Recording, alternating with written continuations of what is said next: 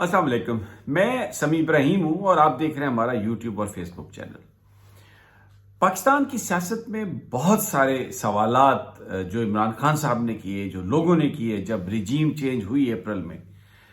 ان کے جوابات نہیں مل رہے تھے۔ لیکن آج اس لحاظ سے ایک بڑا اہم دن ہے کہ بہت سارے جوابات ہمیں ملے ہیں، اور خاص طور پر ایک جو ہیش ٹیگ چلایا گیا تھا کہ وہ کون تھا، شہید ارشد شریف نے اس کو شروع کیا تھا، اور پھر اس پر اتنی زیادہ تلخی بڑھی کہ ارشد شریف صاحب کو اس ملک کو چھوڑنا پڑا، اور پھر کینیا میں بڑی بے دردی کے ساتھ ان کو شہید کیا گیا۔ لیکن ہر آدمی یہ سوال کرتا تھا کہ وہ کون تھا جس نے یہ سب کچھ کیا۔ عمران خان صاحب نے اب آج اس پر سے پردہ اٹھایا ہے کہ وہ کون تھا۔ آج اس کا جواب انہوں نے دے دیا۔ ان کا یہ کہنا ہے کہ پاکستان کے جو ہینڈلرز تھے ان میں سر فہرست جو نام تھا وہ تھا جنرل قمر جاوید باجوہ۔ تو وہ کون تھا؟ وہ جنرل قمر جاوید باجوہ تھا۔ بڑی تفصیل سے عمران خان صاحب نے آج بات کی، اور یہ بھی بتایا کہ کب ان کی جو حکومت ہے اس کو ختم کرنے کی سازش کب تیار ہوئی، کس طرح سے اس میں ڈیولپمنٹ ہوئی، کون کون اس میں شریک تھا۔ بڑا انٹرسٹنگلی آج ان کی گفتگو سے اس بات کا بھی اندازہ ہوا، اس بات کا بھی پتہ چلا کہ کیوں اچانک ایاز صادق صاحب نے نو کانفیڈنس کی موشن قومی اسمبلی میں پیش کر دی، جبکہ اس سے چند گھنٹے پہلے تک یہ کہا جا رہا تھا کہ وہ اس کو ابھی کنسیڈر کیا جا رہا ہے، دیکھا جا رہا ہے، نو کانفیڈنس کی جائے یا نہ کی جائے، اور بڑے اس طرح کے معاملات چل رہے تھے۔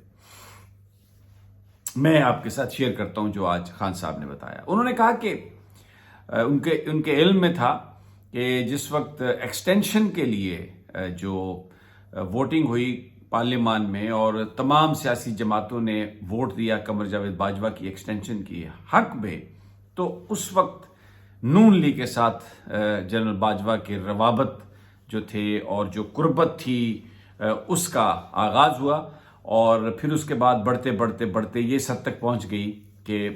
جو عمران خان صاحب کی حکومت تھی اس کو گرا دیا گیا۔ انہوں نے کہا کہ جب جنرل فیض کو ہٹایا گیا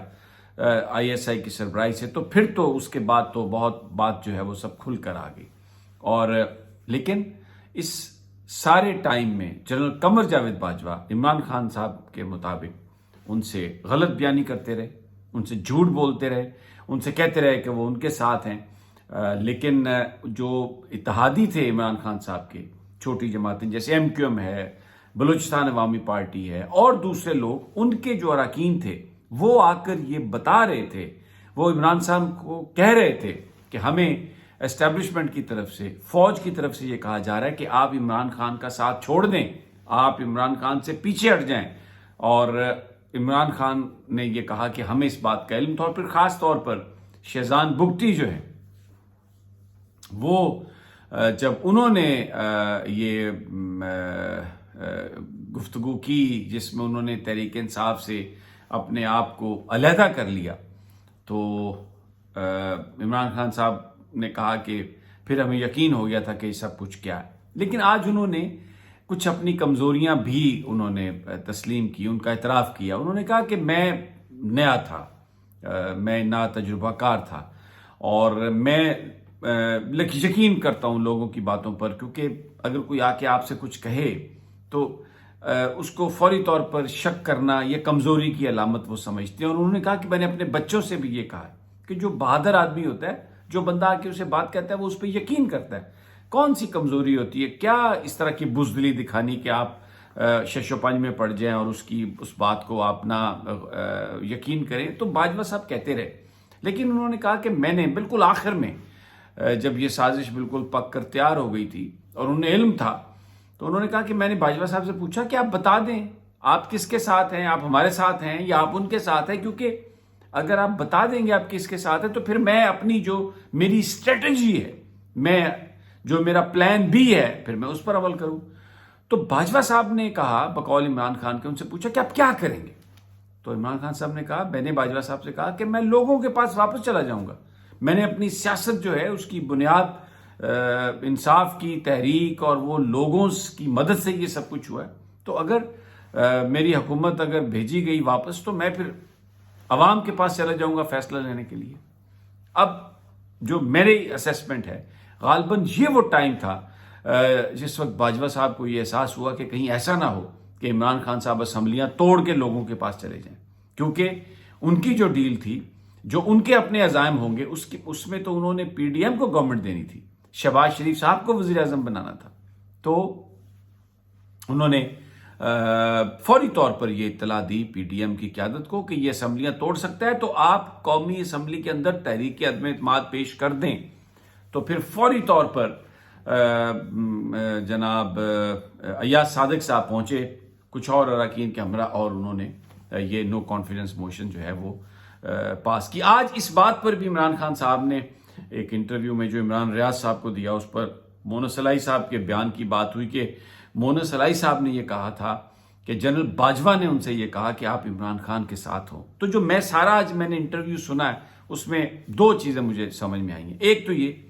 کہ باجوہ صاحب نے اس لیے کہا ہوگا مونس الائی صاحب کو کہ آپ ساتھ رہیں عمران خان کے، کہ یہ جا کے بتائیں گے کہ باجوہ تو بالکل ٹھیک ٹھاک ہے، باجوہ تو ہمارے ساتھ ہے اور یہ ہمیں غلط فہمی ہے، ہماری حکومت نہیں جائے گی، باجوہ تو ہمیں کہہ رہے ہیں کہ ہم آپ کے ساتھ رہیں۔ ایک تو اس کی یہ وجہ ہو سکتی ہے۔ دوسری وجہ یہ ہو سکتی ہے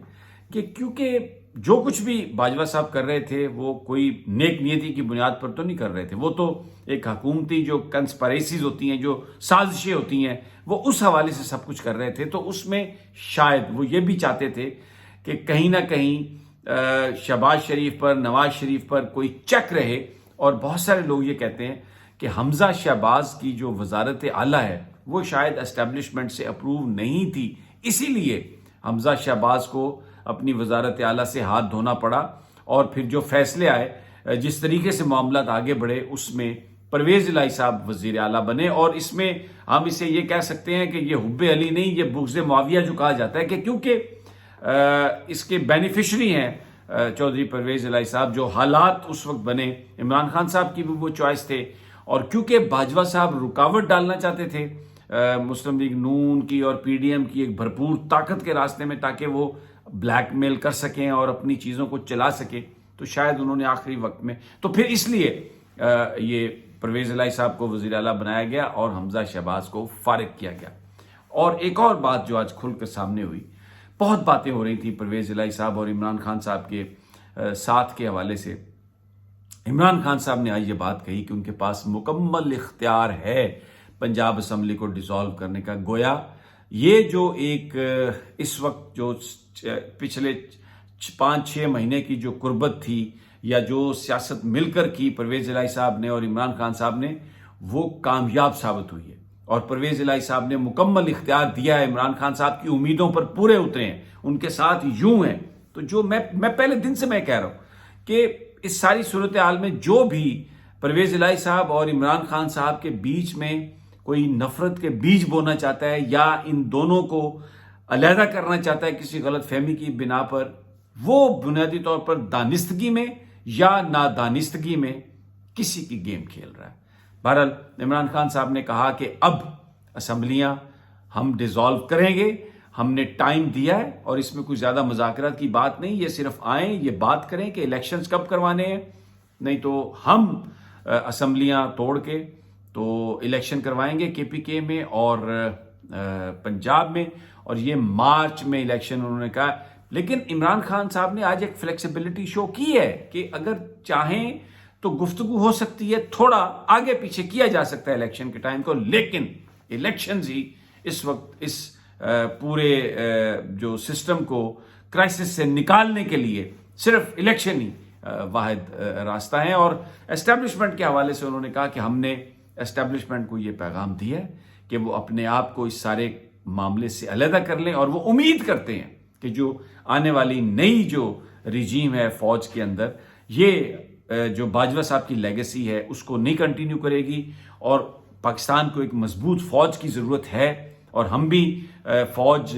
کے خیر خواہ ہیں، اور ہم یہ سمجھتے ہیں کہ جو آنے والے آرمی چیف ہیں یہ فوج کے یہ بالکل بھی اس طریقے کا رول پلے نہیں کریں گے جو باجوہ رول پلے کرتے رہے۔ ایک بات پر آج انہوں نے کہا خان صاحب نے کہ انہیں بڑا افسوس ہوا ہے کہ صحافتی برادری کو جس طرح اٹھنا چاہیے تھا ارشد شریف کے لیے اس طرح وہ نہیں اٹھے. اور پھر اعظم سواتی کے حوالے سے انہوں نے بات کی اور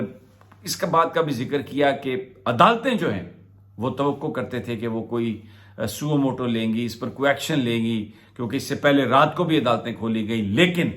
ان پر گولی چلی. اعظم سواتی کے ساتھ جو ہوا اور ارشد شریف کی شہادت ہوئی, لیکن پاکستان کی عدالتوں نے جو انہیں سو موٹو لینا چاہیے تھا ویسا سو موٹو نہیں لیا. لیکن اب وہ لوگوں کے ساتھ اس نظام کو تبدیل کرنے جا رہے ہیں. بالکل کوئی کسی طرح کی کوئی نہ بلیک میلنگ ہے نہ کوئی گفتگو ہے, اور وہ اپوزیشن ان کا جو موقف تھا کل کا اس کو انہوں نے غلط سمجھ لیا. کوئی مذاکرات کی بات نہیں ہے, آئیں بس الیکشن ہے, کب کرنا ہے الیکشن, اور دیٹس اٹ. ادروائز ہم اسمبلیاں توڑنے والے. اگلی ویڈیو تک اجازت دیجیے, جلد ملاقات ہوگی اللہ نے کے بعد.